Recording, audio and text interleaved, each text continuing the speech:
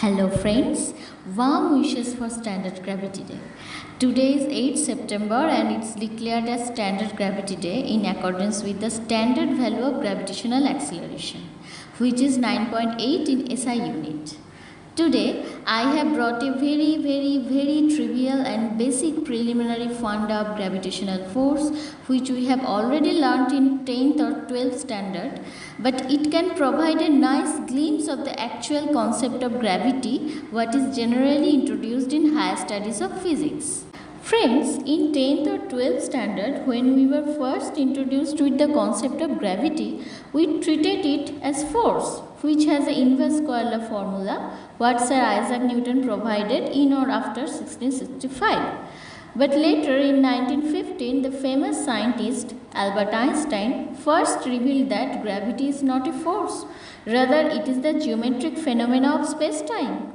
Now everybody can't be familiar with this geometric concept of gravity, especially those guys who did not continue their higher studies with physics. They often used to ask me, what is this space-time geometry? How do you relate it to gravity? It completely seems to be a force because we experience it every day, every moment.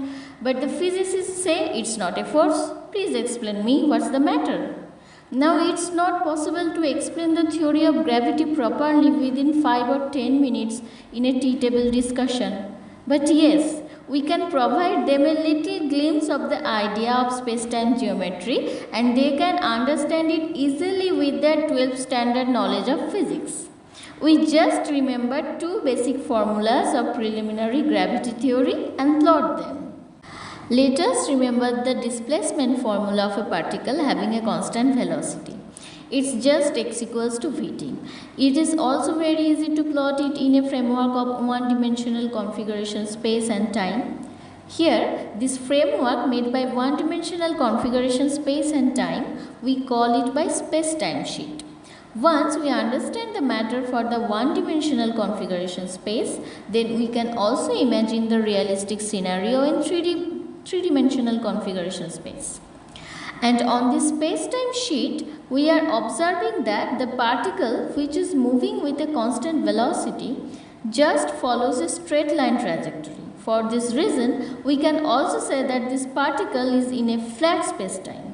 And this flatness of space-time also implies that the particle does not experience any force. Now remember the displacement formula of a particle which is freely falling under gravity. Its x equals to half gt square and g is gravitational acceleration with its standard value 9.8 in SI unit. If we plot this formula in that space-time sheet, it creates a curve on that sheet. That means the particle which experiences gravity follows a curved trajectory in that space-time sheet.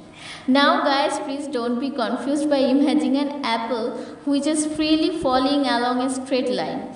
This trajectory, what we can observe physically, is in three-dimensional configuration space only. We cannot physically observe the space-time trajectory of a moving object as well as this falling apple. Since the particle which experiences gravity follows a curved trajectory in that space-time sheet, we can also call it by curved space-time. And this curved space-time implies the existence of gravity. So guys, we can now understand a little bit how the gravity can be related to the geometry of space-time. Actually, it's the matter of space-time trajectory of a moving object. If the geometry of the space-time trajectory is curved, then the object experiences gravity and we used to say that the object moves in a curved space-time. So guys, now can you accept your gravity in a new point of view? Can you now transit your thinking from the concept of force to the concept of space-time geometry? Share your feedback in the comment box. Thank you.